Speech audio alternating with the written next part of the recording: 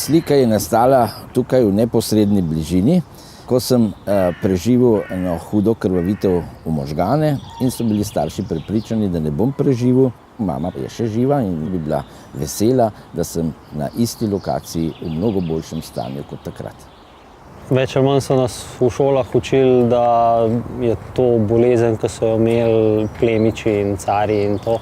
Ni problem iz krvavitve iz odprte rane, ker na odprto rano lahko narediš kompresijo in je to problematične so notranje krvavitve, za katere se niti ne ve, dokler nekaj ne začne boleti.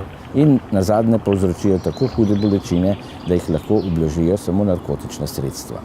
Otroci smo ne zaradi izcrkljanosti tako jokali, da so se nam gnojno vnele oči. V časih mojega otroštva zdravljenja praktično ni bilo. Statistika je napovedovala leta 1947, ko sem se rodil, komaj 15 let življenja in da smo vsaj malo bili v šoli, nas je mama vozila na bližnjo šolo Ledina, ki je bila oddaljena kakih 100 metrov s kolesom, ker je bil ta razdalja premagati je bila pretežka. To se tako hitro spreminja, da jaz, ko sem bil v osnovni šoli, sem še sedel na klopi in gledal vse svoje vrstnike, kako telovadijo.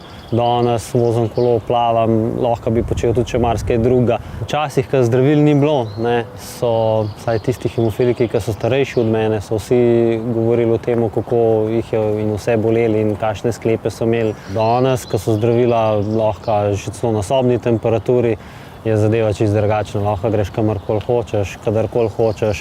Ni se ti treba ozirati na to, imaš bolnico nekje blizu, glede na to, da vsi zdravila si znamo sami aplicirati. Danes je živeti samo hemofilijo toliko nekaj vsakdanjega, da se naredi, da pozabiš na to, da je karkoli narobe s tabo, da sploh bolezen imaš. Danes smo zadovoljni, da z dodajanjem manjkajočega faktorja omogočamo preudarno normalno življenje. Pred nami ne desetletja, ampak leta, pa je konec dajanja tega faktorja, ampak vzdrževanje nekega ravnovesa ali celo ozdravitev hemofilije. Življenje s hemofilijo je čist normalna stvar.